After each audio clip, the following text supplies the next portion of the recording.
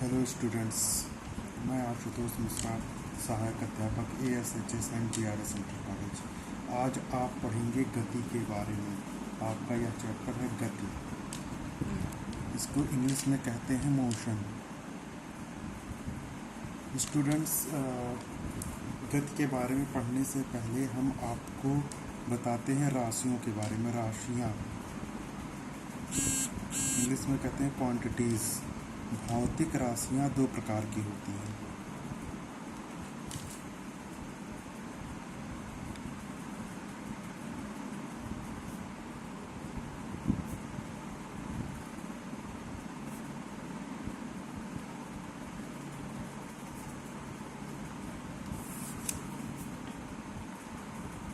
पहला है अदिश राशि,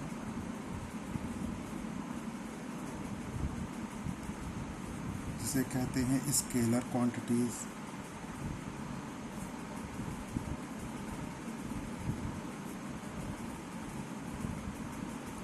दूसरा है अदिश राशि, सदिश राशि।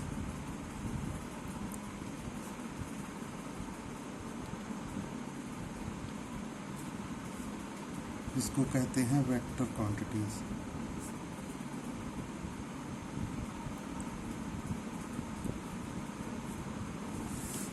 अदिश राशियाँ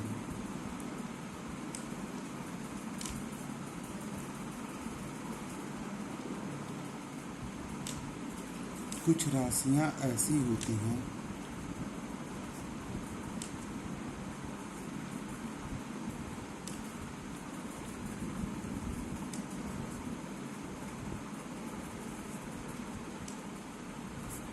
जिनका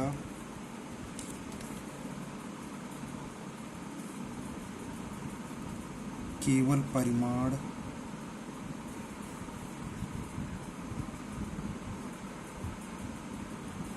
को इंग्लिश में कहते हैं मैग्नीट्यूड परिमाण होता है। इनकी कोई दिशा नहीं होती।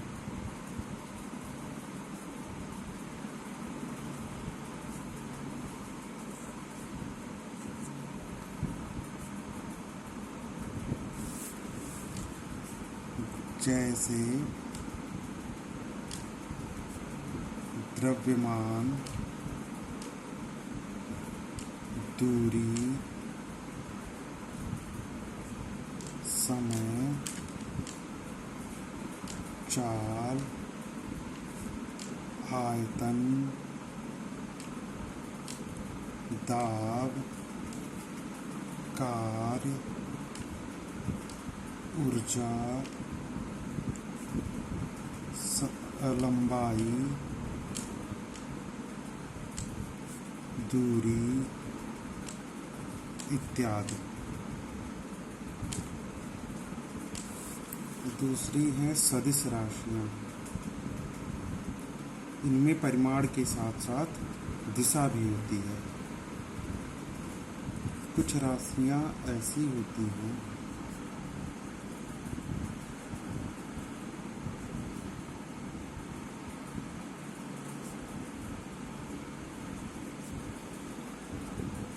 जिनका परिमाण के साथ साथ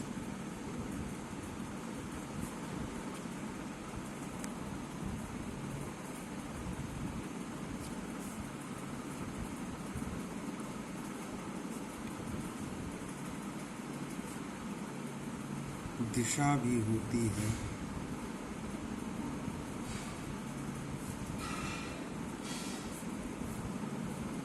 उसे हम सदिश राशि कहते हैं।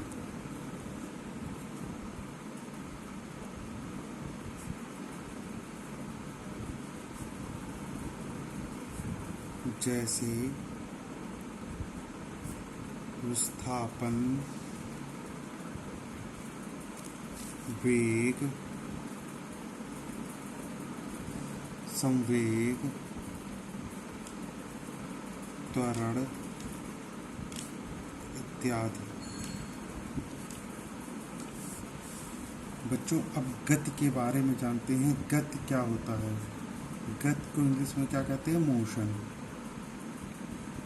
वस्तु की स्थिति, वस्तु की स्थिति में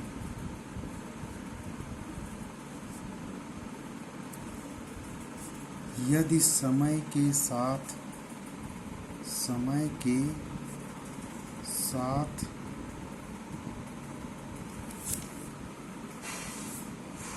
वस्तु की स्थिति में यदि समय के साथ परिवर्तन होता है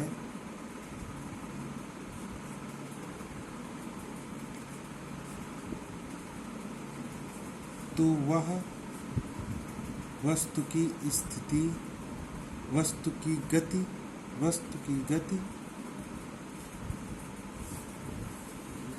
वह वस्तु गति की अवस्था में होती है।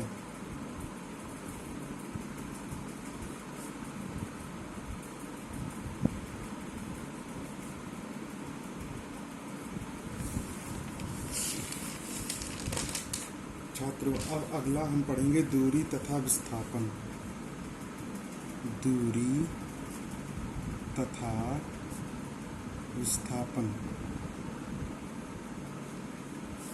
Distance and displacement.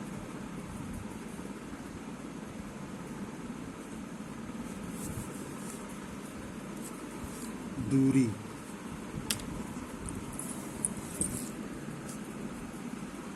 कोई वस्तु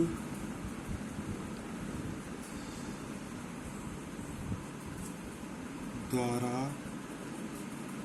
किसी समय में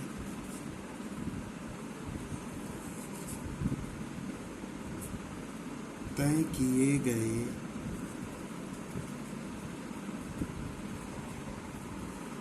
पथ की लंबाई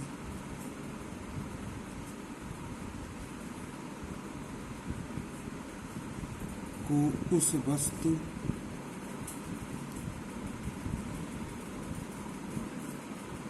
द्वारा चली गई दूरी कहते हैं।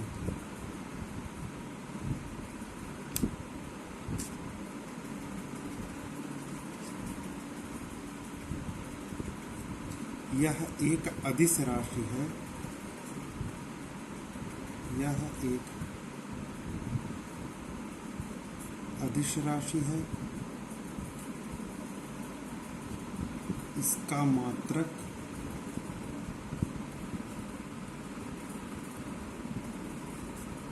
मीटर, किलोमीटर होता है। दूसरा है विस्थापन। विस्थापन गति के दौरान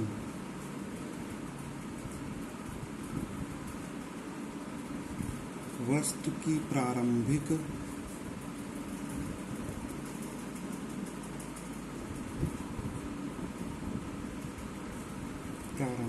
व अंतिम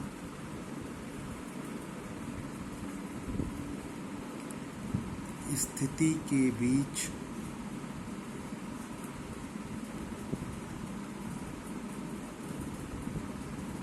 के अंतर को विस्थापन कहते हैं।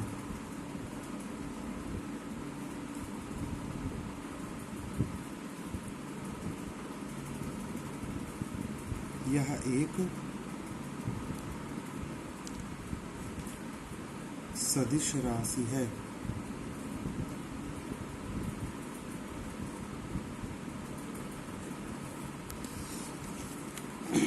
बच्चों दूरी तथा विस्थापन को समझने के लिए हम एक प्रकार का ऐसे पथ बना लेते हैं। 5, 10, 15, 0, 5, 10, 15, 20, 25। ए, इसको मान लेते हैं A, B, C और ये पथ यहाँ से ऐसे फिर 0 तक आ गया। बच्चों, अब किसी भी वस्तु द्वारा चली गई दूरी जो रहेगी, मान लिया वह ए से चलता है, यहाँ से ऐसे वो चलता हुआ यहाँ तक आया और फिर यहाँ से लौटकर फिर ए तक पहुँचा, तो पूरी दूरी क्या होगी? 25 धन 25 बराबर 50। ये पूरी दूरी जो वस्तु द्वारा चली गई है, यहाँ से यहाँ तक की पूरी दूरी हो। और डिस्प्लेसमेंट विस्थापन, इसका क्या होता है? अंतिम स्थिति माइनस प्रारंभिक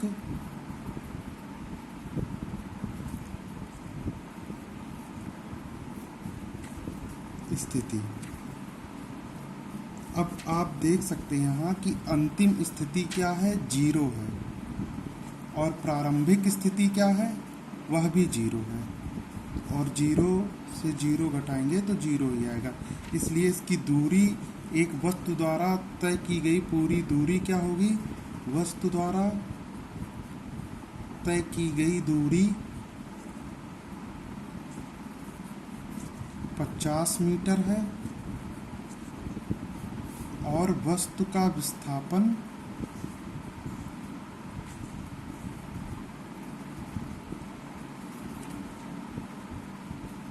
क्या होगा? 0। अगला है एक समान गति और असमान गति। एक समान गति और असमान गति।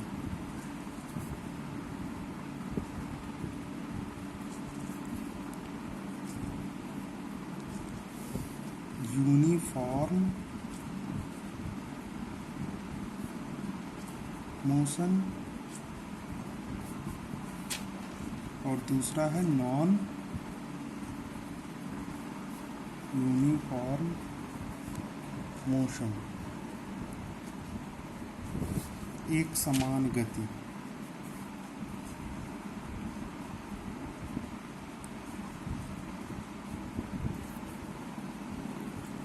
सीधी रेखा में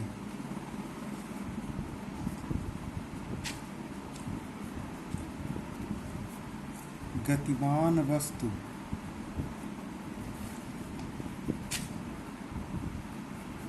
यदि समान समयांतराल में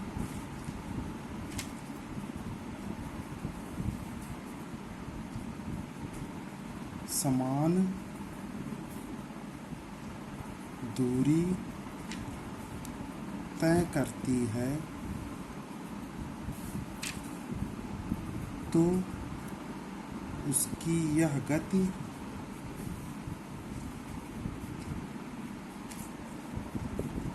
एक समान गति कहलाती है।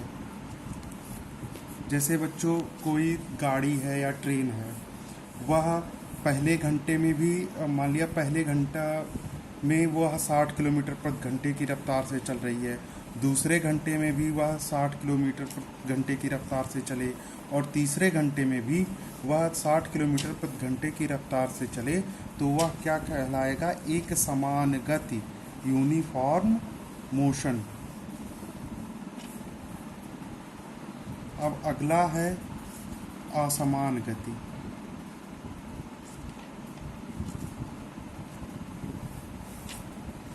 सीधी रेखा में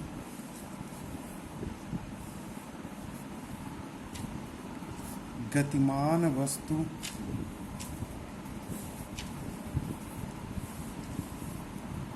यदि समान समयांतराल में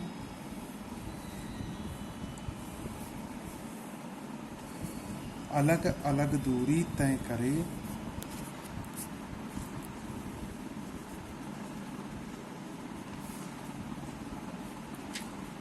तय करती है तो उसकी यह गति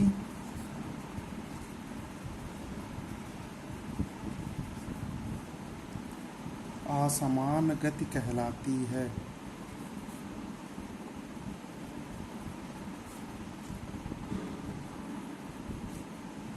जैसे बच्चों, मान लिया एक ट्रेन है, वो ट्रेन पहले घंटे में 40 किलोमीटर प्रति घंटे की रफ्तार से चल रही है, दूसरे घंटे में 60 किलोमीटर प्रति घंटे की रफ्तार से चल रही है, तीसरे घंटे में 70 किलोमीटर प्रति घंटे की रफ्तार से चल रही है, तो उसकी यह गति क्या कहलाएगी? असमान गति, नॉन यूनिफॉर्म मोशन। आज के लिए बस इतना ही। कल मैं इसके आगे आपको पढ़ाऊंगा, जैसे चाल, औसत चाल इत्यादि तमाम सारे टॉपिक हैं बच्चों। बस आप सोशल डिस्टेंसिंग का पालन करिए, घर बैठ के थोड़ी पढ़ाई कीजिए। धन्यवाद।